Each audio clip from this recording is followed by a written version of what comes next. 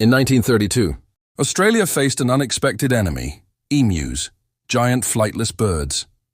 After World War I, veterans were given farmland in Western Australia, but emus, over 20,000 of them, invaded these lands, destroying crops. Farmers begged the government for help and the military responded with machine guns.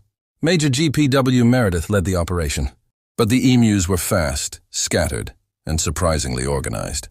One soldier said, "If we had a military division with the speed of these birds, we could defeat any army." The operation lasted several weeks.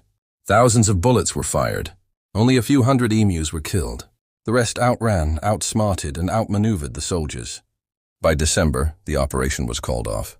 The final report? Emus won. And so, Australia, armed with modern weapons, lost a war to birds.